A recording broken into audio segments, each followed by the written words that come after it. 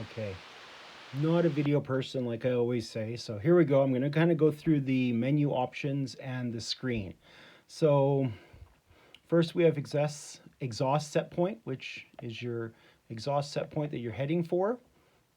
Your exhaust current, which is the current set point, not set point, current actual temperature, fan percentage, Ember Guardian in 9 minutes right now because the temperatures and all that are wrong.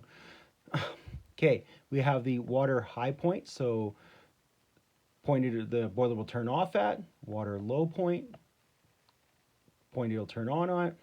Current water temperature, right now, just the probe sitting in ambient air temperature. First menu, which is the A menu, gives us the exhaust set point. So we go into it. We can pick, let's say, 450 degrees instead and hit save. Then we go down to the clamp, deadband, and boost. So in there, we have minimum clamp is fan will not run after below 50%. Maximum clamp, it won't run over 90% except in boost. Boost is always 100%. Deadband is the temperature that it tries to keep the temperature within range of that set point that you have. Then we go down to boost point, or 4. Where's 4 here? How many seconds you want your boost to be. So if you only want 20 seconds of boost time when it starts up, you hit that and it sets there. Oh, sorry. And okay. Then we can go to dead zone fan. This is one where some people get confused in. So we got two options. Fan always on, fan allowed off. So in that dead zone area where we're trying to keep that temperature right in, we can actually shut the fan off because a lot of times with mine has the automatic damper. So the damper opens up when the fan comes not needed, it shuts off, and a lot of times it'll just do natural draft. So then you can hit where we go. See, this is hard to do. Fan always on. So the fan stays on no matter what. It won't go below that 50% or that minimum clamp that you have set. And in 2, it'll be allowed to turn off within that zone to keep it at that exhaust temperature you wanted. I hope that explains it. Ember Guardian is the timer, how long it will be below the exhaust point before it shuts it on. So let's say your exhaust point is at, your Ember Guardian takes over at 300 degrees. Under 300 degrees, it has to be under 300 degrees for 10 minutes, or you can set it for 5 minutes before it'll shut off.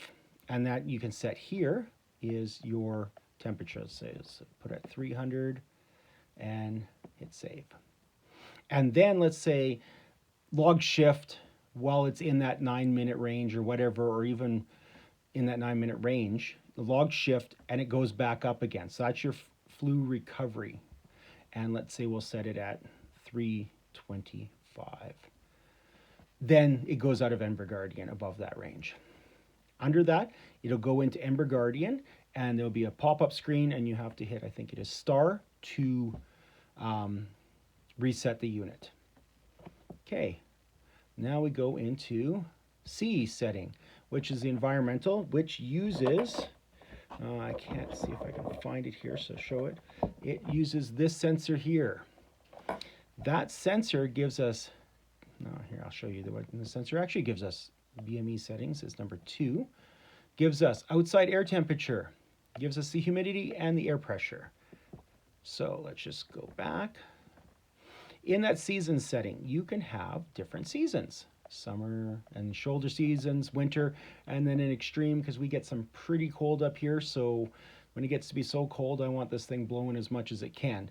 So in each one of these settings, you can set the start temperature and the exhaust set point you want in there and the range you want that temperature to be in. So you can do that to each one of these units. If you don't want to use this, you just go to lockout, go to mode, You can have it as off. You can use it and set it as summer, winter, fall, whatever you want, or you can have it automatically set the seasons for you. And auto season mode, you can trigger it on or off here. So let's just go back.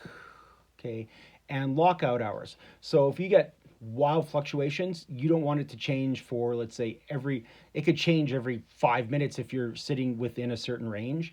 We don't want that. So you set your lockout hours to like 8 hours or 5 hours, whatever you want on there. Then D menu is probes and rolls. In here, you can set the tank temperature plus 8 more probes that you can add in. And it's easy to add in the 8 more probes. If you wanted to do that, I could do that. So you could do supply and return probes for each one of your returns to the tank. You could do top of the tank, bottom of the tank, all sorts of different water temperature probes in there, up to 8 right now. Can program it into, I think, almost 250 or something, but I don't think we need that many. And then just the status that I already showed you, showing that the BME is actually working and working properly. So, and then you can go into networking. Here gives you your networking information. This one I have no configuration on here. It says run setup AP. There's information that will be available how to get that going. It creates its own Wi-Fi network that you log into, and then you put in your Wi-Fi credentials, then it hooks up to your Wi-Fi.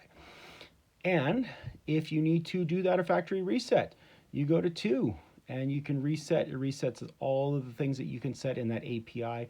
There'll also be some added stuff to add in there soon. But that gives you the general overall view of at least the settings page.